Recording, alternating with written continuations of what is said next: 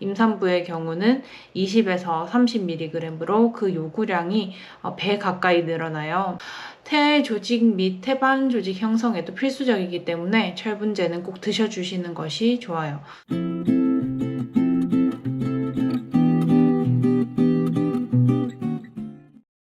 안녕하세요 여러분. 오늘은 정보 영상으로 찾아뵙게 되었습니다. 저는 현직 약사로 일하고 있는 임산부인데요. 가끔은 일상 영상 말고도 이런 정보 영상으로 찾아뵙고 싶어서 카메라를 켰어요. 그럼 제가 현재 매일 먹고 있는 임신 중기 이후 영양제 중 오늘은 철분제에 대해서 알려드리도록 할게요.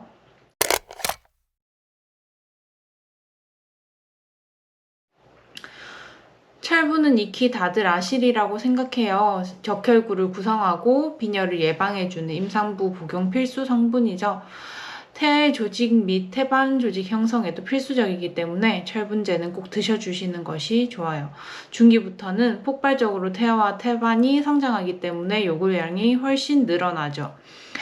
성인 여성의 철분 권장 용량은 보통 8에서 14mg인 것에 비해서 임산부의 경우는 20에서 30mg으로 그 요구량이 배 가까이 늘어나요.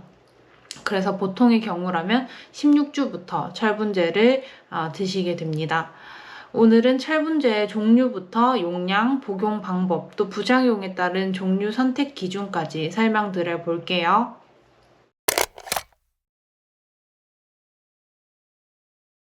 일단 철분제 종류는 햄철과 비햄철로 크게 구분될 수 있습니다. 햄철은 쉽게 말하면 소고기나 선짓국 등 우리가 먹는 육류에 들어있는 동물성 천연철 성분의 형태이고, 천연철 형태인 만큼 우리 몸에 구조 그대로 흡수되는 철이라고 할 수 있어요. 햄철의 경우 우리 몸에 그대로 흡수되기 때문에 변비나 설사, 위장장애 같은 부작용이 가장 적고, 흡수율도 비교적 높은 편이지만 함량이 너무 적어서 빈혈이 없는 비임신기 여성이 빈혈 예방 목적으로 섭취할 수는 있지만 우리 같은 철분 요구량이 증가되어 있는 사람, 즉 임산부가 먹기에는 사실 적합하지 않아요. 햄철이 비햄철보다 더 고가이기도 해서 나는 다른 철분제를 다 먹어봤는데 정말 속도 많이 쓰리고 변비가 너무 심하다. 철분제 먹는 게 너무 꺼려져서 차라리 안 먹고 싶다. 이런 분들이 아니라면 효율성 면에서 다른 제제에 비해 많이 떨어지기 때문에 우선적으로 추천하지는 않습니다. 그리고 비햄철이 있는데요. 비햄철을 말씀드리기에 앞서 철분은 두 가지 형태로 존재해요. 바로 이가철과 삼가철이라고 불리는 미네랄 형태의 철분인데요. 이런 철분들이 비햄철에 해당해요. 비햄철은 햄철과는 반대로 식물성 성분이라고 생각하시면 편해요. 이가철의 경우 소장에서 이가철 수송체를 통해서 형태 그대로 바로 흡수되고, 삼가철은 이가철로 바뀐 후 이가철 수송체로 흡수돼요. 삼가철은 한번 이가철로 바뀐 후 흡수가 되어야 되니까 흡수 속도가 좀 더 느리고, 그러므로 심한 빈혈 환자는 이가철이 좀 더 추천되죠. 이가철의 경우 몸에서 수송체를 통해 그대로 흡수되는 형태라고 말씀드렸는데요. 그래서 흡수가 가장 빠르고 흡수율이 좋아요. 그래서 심한 빈혈이 있으신 분들에게는 우선적으로 추천되는 철분제예요. 사악한 철분제 가격 시장에서 가격도 가장 저렴하게 형성이 되어 있고요. 이러한 장점들이 많지만 무기 이가철을 그대로 먹게 되면 위장장애가 매우 심하고, 그리고 변비 부작용이 커요.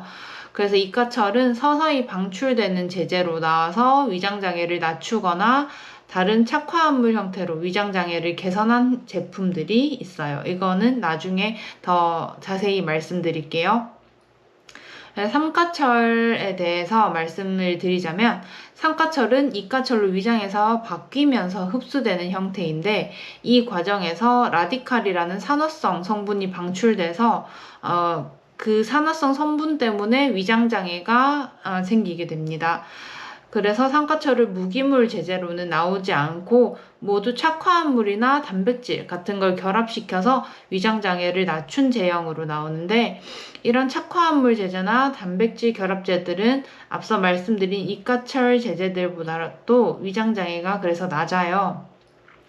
그래서 철분제를 드시고 속이 많이 쓰리시거나 메스꺼움이 심하신 분들은 이가철 제제보다는 삼가철 착화합물 제제나 단백질 결합 제제를 더 추천드려요. 그래서 시판되는 제품으로는 삼가철 착화합물 제제는 회리탑, 회럼키드 이런 제품이 있고, 단백질 결합 철분 제제는 대표적으로 볼그레, 많이들 들어보셨을 것 같아요. 볼그레 액상 성분도 있고 캡슐 성분도 있고 이렇게 종류가 있죠. 삼가철은 한 가지 종류가 더 있는데 바로 삼가철 천연 철분 제제예요. 천연 철분이라는 말답게 인체 저장철 형태랑 가장 유사하고 효과도 빠르고 위장장애가 거의 없다는 장점이 있지만, 햄철과 비슷하게 철분 함량이 낮아서 심한 빈혈에는 적합하지 않아요. 천연 철분 제제도 가격이 다른 철분제에 비해 좀 높은 편이기도 하고요. 시판되는 제제는 대표적으로 헤마틴 캡슐이 있어요. 철분제의 대표적인 부작용이 위장장애인데요. 위장장애는 보통 삼가철이 이가철로 바뀌는 과정에서 생기는 라디칼 때문에 일어납니다. 라디칼이 생성되면 위 점막을 자극하게 되고 이것이 속쓰림과 소화장애 등을 일으키게 되죠.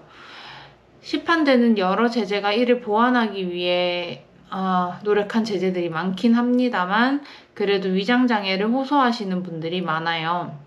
헤로바이오 서방전 같은 경우도 서서히 방출되는 제제로 만들어서 위가 아닌 장에서 녹도록 만들어서 위장장애를 낮춘 제형이지만, 위의 산도가 충분히 산성이 아니게 되면 위에서도 녹게 되고 이게 위를 자극하게 될 수 있어요. 그래서 지금 내가 헤로바이오 같은 무기 이가철 제제를 먹고 있는데 위장장애가 심하다 하면 우선은 식전 복용이 원칙이긴 하지만 음식과 같이 식후에 드시거나 아니면 취침 전에 살짝 공복일 때 드셔도 보시고, 그래도 불편감이 많이 심하시면 삼가철 착화합물 제제, 회리탑 캡슐 아니면 단백질 결합물 제제, 볼그레 같은 제품으로 바꿔보시길 권장드립니다.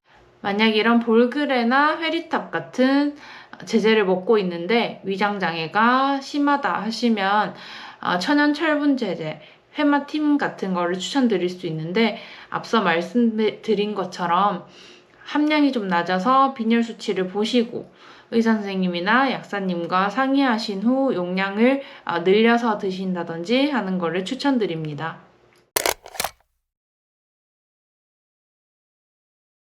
아마 인부분들께서 가장 두려워하는 게 이 변비 부작용이 아닐까 싶습니다. 안 그래도 커진 자궁 때문에 장이 눌려서 변비나 치질이 올까 무서운데, 철분만 먹었다 하면 변비가 온다고 하면은 많이 곤란하죠. 철분제에 의한 변비 유발의 원인은 명확히 밝혀지진 않아서 여러 가설이 있는데요. 어쨌든 결론은 흡수되지 못한 철에 의해서 변비가 유발된다는 것이었어요. 철분 함량이 높은 제제일수록 흡수되지 못하고 남은 철분도 많아서 변비가 더 잘 유발되는 경향이 있어요. 보통 헤로바이오 같은 무기 이가철 제제들이 철분 함량이 아주 높은데, 그래서 변비가 잘 유발돼요. 그래서 이런 경우에도 헤로바이오 때문에 변비가 너무 심하다 하시면 회리탑 캡슐이나 볼그레 같은 변비 부작용이 덜한 제제들의 철분 함량을 비교해 보시고 드실 수도 있습니다. 여기서 팁을 드리자면, 철분 제제 함량을 비교하실 때는 꼭 성분표에서 철로서 몇몇 미리그램이라고 쓰여 있는 것을 보셔야 돼요. 그게 바로 진짜로 해당 철분제에 들어있는 실제 철분의 함량이기 때문에 철로서 몇 미리그램이 들어있는지를 꼭 확인하셔야 합니다.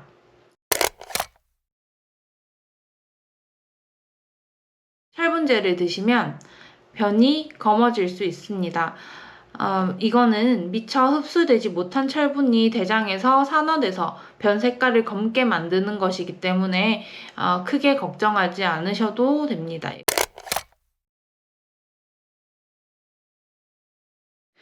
우선 대부분의 철분제는 식사와 2시간 정도 간격을 두고 복용하시는 걸 가장 권장해요. 철분제는 음식물이나 다른 무기질과 상호작용해서 흡수율이 너무 떨어지기 때문에 공복에 드실 수 있으면 흡수에 더 유리할 수 있어요. 그래서 위장장애가 나는 심하지 않다 하시면 공복에 드시는 것을 우선적으로 추천합니다. 드셔보시고 속쓰림이나 구역감이 많이 심하셨던 분들은 자기 전에 드시거나 때에 따라서 식후에 드실 수도 있습니다. 철분제는 다른 일부 영양제에 의해서 흡수가 떨어지게 됩니다. 대표적으로 칼슘이 있죠. 그래서 칼슘 보충제는 물론 우유나 치즈 같은 유제품과도 시간 간격을 최소 2시간 이상 두시고 복용하시는 것이 좋습니다. 그 외에도 마그네슘, 아연이 들어있는 영양제와도 시간 간격을 두고 복용하시길 권장드리는데 여기서 변비 때문에 마그밀 같은 약을 드시고 계신 임산부분도 있으신 걸로 알고 있는데요. 마그밀은 이름과 비슷하게 그 성분이 마그네슘입니다. 그래서 마그밀과 철분제를 복용하실 때도 2시간 이상 간격을 두시고 복용하시는 것이 좋습니다. 그 반대로 같이 드시면 좋은 영양제도 있는데요. 바로 비타민C예요. 비타민C는 위내 산도를 낮춰서 삼가철이 이가철로 바뀌는 것을 도와주기 때문에 같은 시간에, 그러니까 함께 복용하시면 철분 흡수에 더 유리하게 작용할 수 있습니다. 철분제는 음식에 의해서도 흡수율이 많이 떨어지는 대표적인 성분이에요. 그래서 공복 복용을 우선적으로 제일 권장드립니다. 대표적으로는 앞서도 말씀드린 칼슘이 들어간 음식들, 유제품류가 있겠고요. 그 외에도 탄닌 성분, 커피, 녹차 이런 거랑도 시간을 좀 간격을 띄워주시는 것이 좋고, 그리고 옥살산 성분, 시금치 이런 거에 많이 들어있거든요. 그래서 시금치나 그리고 초콜릿, 콜라, 견과류 이런 거에 들어있는 주석산 성분도 철분의 흡수를 크게 방해합니다. 그래서 이런 성분이 너무 많기 때문에 철분제는 위장장애가 심하시지 않으시다면 공복 복용을 하시는 것이 좋습니다.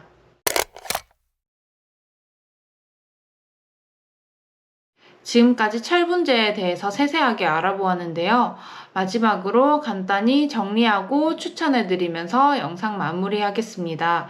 우선 심한 빈혈이 있으신 임산부들께서는 제일 효과가 빠르고 철분 함량이 높은 회로바이오 서방정을 추천해드립니다. 아마 회로바이오는 심한 철분이 있으신 분들은 다니고 계신 산부인과 원장님께서 처방도 해주실 것 같아요. 이 철분제를 드시고 만약에 위장장애나 변비가 심해졌다 하시면 해모골드, 회리탑, 볼그레와 같은 다른 삼가철분 제제를 고려할 수 있을 것 같아요. 그 외에 심한 빈혈이 아닌 일반 임산부분들께서는 일반적으로 회리탑, 볼그레 등의 철분제를 구입하셔서 드셔도 무방할 것 같아요. 임신 주차에 따라 빈혈 검사를 받고 차후 빈혈 수치를 보시면서 용량을 늘리거나 아니면 함량이 더 높은 철분제로 변경하실 수 있어요. 지금 언급해드린 철분제, 해모골드, 회리탑, 볼그레 등을 드셔보셨는데 너무 위장장애와 변비가 심하다 하시면 회마틴 같은 천연 철분제도 고려할 수 있습니다. 하지만 회마틴은 함량이 너무 낮아서 빈혈 수치나 철분 수치에 따라서 용량을 조절하시거나 횟수를 조절해서 복용하셔야 될 수도 있다는 것도 알아두시면 좋겠습니다. 저 같은 경우는 지금 회마틴 천연 철분제를 복용하고 있거든요. 철분 수치가 점점 낮아지는 것 같아서 하루에 한 알씩 먹던 거를 2회로 늘리고 있습니다. 그래서 차후 또 빈혈 수치를 보면서 저도 용량을 결정할 계획입니다. 자, 이렇게 긴 시간 동안 철분제에 대해서 알아보았는데요. 유익한 정보 얻어가셨으면 좋겠고요. 혹시 좀 궁금하신 점이 있으시면 댓글로 달아주시고 다음번에는 임산부 추천 영양제 2편 오메가3로 돌아오도록 하겠습니다. 시청해주셔서 감사합니다.